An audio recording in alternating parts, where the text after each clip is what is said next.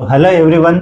आज अपना 21st day और आज जो टॉपिक ले रहे एक अपने सब्सक्राइबर की डिमांड है जिसका नाम है तुषार चवन के। उसने अपने को बोला है कि मुझे एलएलपी के बारे में बताइए, एलएलपी के बारे में मुझे एक्सप्लेन कीजिए। अभी एलएलपी का फुल फॉर्म है लिमिटेड लाइबिलिटी पार्टनरशिप।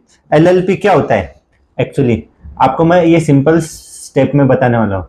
जैसे पार्टनरशिप तो हर किसी को पता है, बट एक ऐसी भी पार्टनरशिप होती है जिसमें पार्टनर की पर्सनल लाइबिलिटी पे कोई इम्पैक्ट नहीं करता या पर्सनल लाइबिलिटी को कोई छू नहीं सकता। अगर इन केस ऑफ पार्टनरशिप में कोई लॉस होता है या कुछ डिमांड्स आती है जो उनके बिजनेस असेट से कंप्लीट नहीं हो रही है या फिर पे नहीं हो रही है, तो उनके पर्सनल लाइबिलिटी पे नहीं जाइएगा, पर्सनल लाइबिलिटी पे नहीं जाएगा। ठीक है, तो अपन शुरू करते हैं कि क्या क्या रहता है। अभी first of all, what is LLP.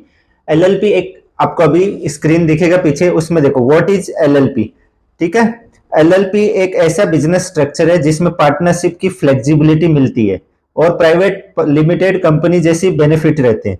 मतलब आप एज ए पार्टनरशिप काम करोगे और प्राइवेट जो कंपनी रहती है, जो सेपरेट लीगल एंटिटी रहती है, परपेचुअल सक्सेशन रहता है, लिमिटेड लाइबिलिटी रहती है, ये सब बेनिफिट्स भी आपको मिलेंगे। अभी ये जो कॉन्सेप्ट है ये 2008 में इंडिया में इंट्रोड्यूस हुआ था अंडर एलएलपी एक्ट 2008। ठीक है, तो अभी एलएलपी में आपको क्या क्या बेनिफिट्स मिलते हैं और क्या क्या रहता है, उसके फीचर क्या है, उसको टैक्स क्या रहता है, अपन उसके बारे में डिस्कस करें। पहला है लिमिटेड लाइबिलिटी।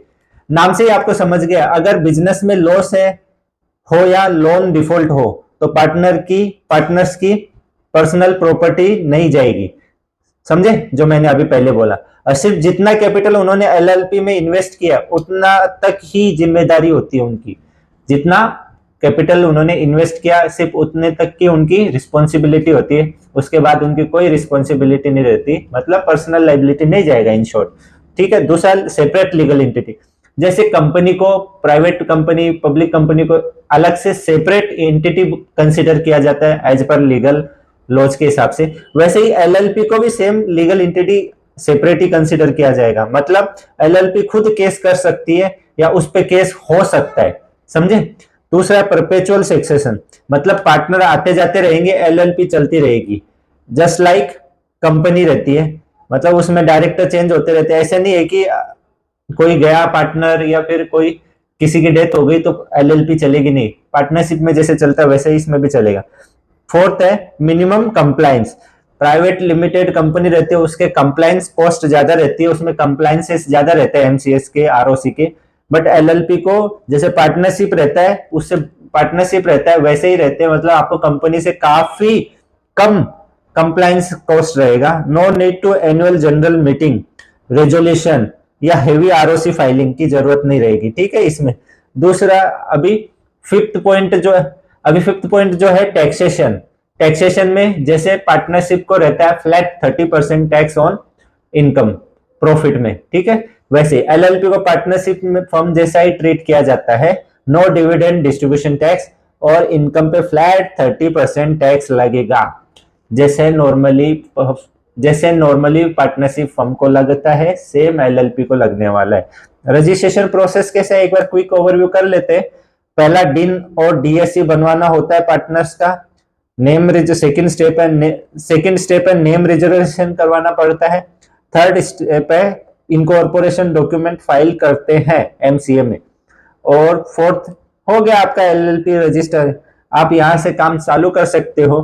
ठीक है, इसमें मैं थोड़ा सा और बता दूं। जैसे आपका रजिस्टर्ड हो गया, आप पैन अप्लाई करोगे, पैन से आप जीएसटी अप्लाई करोगे, शॉप एक्ट अप्लाई करोगे, उद्यम अप्लाई करोगे, बाकी चीजें जो भी है एलएलपी एक्ट का वो सब आप इसमें कर सकते हो। अभी एलएलपी सबसे बेस्ट किसके लिए है, मतलब आइडियली ये कौन यूज करता है, वेयर एलएलपी इज आइडियल।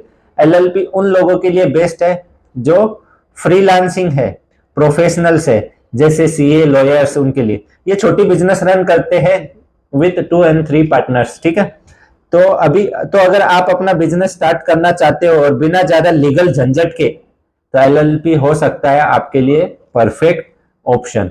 तो ये आज का अपना ये था। ठीक है, ये आपको मैं थोड़ा और बता देता हूं कि एलएलपी ये कंसेप्ट है ना, सच में है ना कुछ लोगों के लिए बहुत भारी। अगर आपको इसमें कुछ भी हेल्पफुल लगा तो आप इस वीडियो को लाइक करें, कमेंट करें और शेयर करें। हाँ, अगर इसमें कुछ डाउट है अभी भी, या फिर आपको और कोई टॉपिक के बारे में जानना है, तो मुझे नीचे कमेंट करो, मैं उस पर लेने का ट्राई करूंगा। वैसे आपको मैंने बता दिया ये टॉपिक तुषार चौवनके के लिए, जिसने मुझे रिक्वेस्ट किया था, तो मैंने उसके लिए बनाया। ठीक है, स्टे सेफ, स्टे स्मार्ट, चलो बाय।